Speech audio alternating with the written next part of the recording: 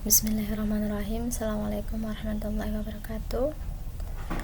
Kita lanjutkan materi IPA ya, tentang sistem pernafasan manusia.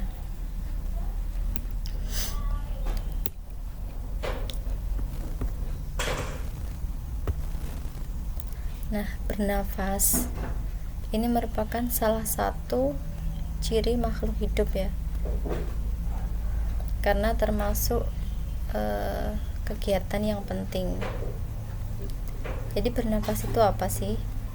Yaitu proses memasukkan gas O2 ke dalam tubuh untuk mengoksidasi zat makanan atau menguraikan glukosa sehingga menghasilkan energi yang berguna bagi manusia dan mengeluarkan gas karbon dioksida atau gas sisa metabolisme keluar tubuh.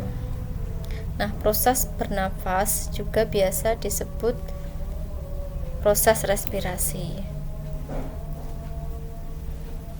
Kemudian selanjutnya yaitu tentang organ-organ pernafasan pada manusia. Yang pertama yaitu hidung. Hidung merupakan organ pernafasan yang paling luar dan yang pertama dilalui oleh udara, yaitu oksigen dan gas-gas lain seperti nitrogen, belerang, karbon dioksida, serta debu. Kemudian bagian-bagian dari hidung ada lubang hidung, rongga hidung, dan ujung rongga hidung. Nah, juga terdapat rambut-rambut hidung yang ada di rongga hidung, kemudian selaput lendir, indera pembau, dan kongka. Nah, masing-masing ini mempunyai fungsi-fungsi. Oke, yang pertama, fungsi rambut-rambut hidung yaitu sebagai alat untuk menyaring debu-debu yang ikut masuk ke dalam hidung bersama dengan udara. Jadi bernafas dengan hidung ini lebih aman ya daripada mulut karena sudah ada penyaringan. Kemudian fungsi selaput lendir yaitu sebagai pelekat debu atau kotoran yang masuk ke hidung dan juga menjaga agar hidung tetap lembab. Sehingga kalau melekat di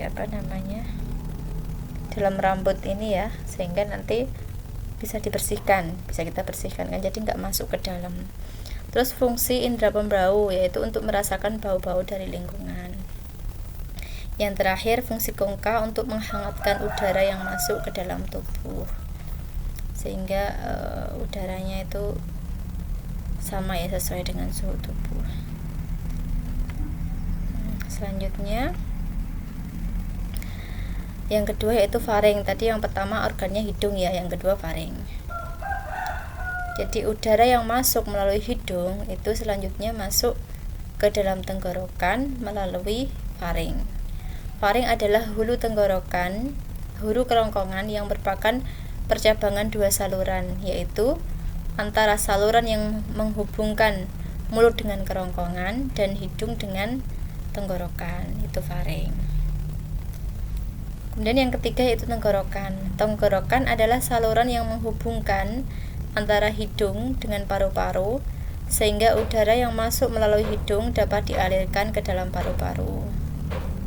Nah, ada beberapa bagian-bagian dari tenggorokan ya, yaitu pangkal tenggorokan atau laring, batang tenggorokan atau trachea, cabang tenggorokan atau bronkus, dan anak cabang tenggorokan atau bronkiolus.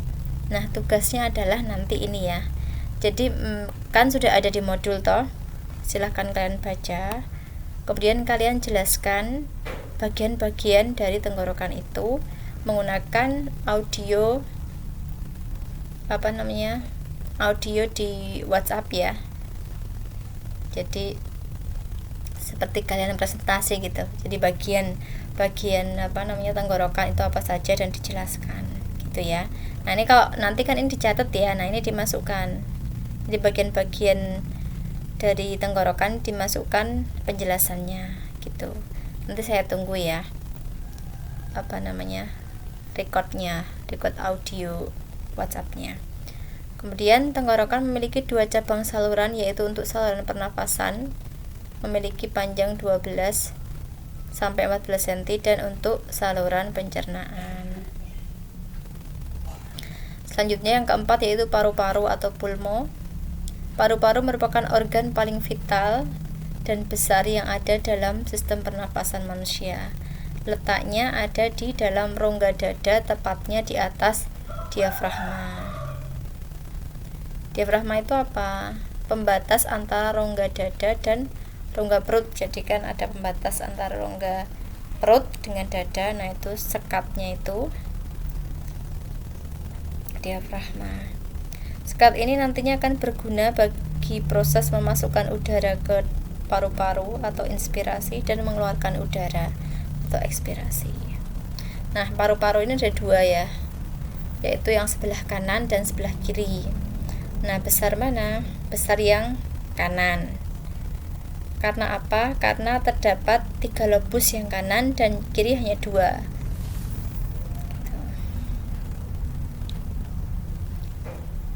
Nah, selanjutnya yaitu alveolus yang kelima. Alveolus terletak pada ujung bronkeolus yang memiliki bentuk gelembung-gelembung kecil yang berisi udara dan jumlahnya sangat banyak sekali, kurang lebih 300 juta dalam paru-paru. Nah, pada gelembung-gelembung ini terjadi proses pertukaran gas oksigen dengan gas sisa metabolisme atau karbon dioksida melalui dinding alveolus. Nah, pertukaran gas terjadi dengan mekanisme difusi, yaitu perpindahan suatu zat melalui sebuah selaput atau dinding. Oksigen yang berada dalam alveolus akan diserap oleh pembuluh kapiler dan ditukar dengan gas karbon dioksida.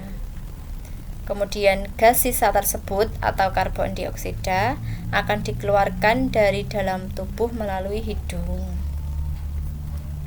Nah, ini proses umum pernafasan, yaitu udara masuk lewat hidung, kemudian lewat kerongkongan atas, kemudian tenggorokan, lewat glotis, kemudian trachea, masuk ke bronkus, masuk ke bronkeolus, dan berakhir pada alveolus yang ada di dalam paru-paru sebagai tempat terjadinya pertukaran gas oksigen dan karbon dioksida.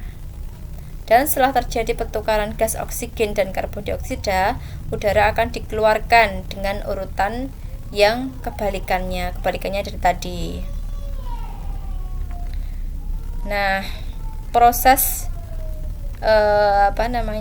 pernafasan manusia ini dibagi menjadi 2 kegiatan. Tadi yang pertama yaitu masuknya udara inspirasi yang tadi urutannya sudah dijelaskan. Jadi pada proses ini otot diafragma berkontraksi. Coba sambil dipraktekkan ya ketika bernafas itu. Jadi pas menghirup udara itu diafragma berkontraksi dari melengkung menjadi lurus. Kemudian rongga dada terangkat dan membesar karena otot antar tulang rusuk berkontraksi. Karena rongga dada mengembang, maka tekanan udara di dalamnya mengecil. Jadi tekanan udara dalam lebih kecil daripada udara luar. Akibatnya udara luar itu masuk. Jadi teorinya kan udara itu masuk dari yang tekanannya besar ke yang kecil ya. Itu dari tekanan yang sehingga udara luar masuk ke paru-paru. Kemudian proses mengeluarkan udara. Nah, tadi sebaliknya ya prosesnya. Terus mungkin itu saja dulu ya. Nanti setelah ini babnya kan tentang beberapa jenis pernafasan. Nanti silahkan kalian baca-baca dulu. Kemudian tadi tugasnya jangan lupa dikirimkan. Sekian, wassalamualaikum warahmatullahi wabarakatuh.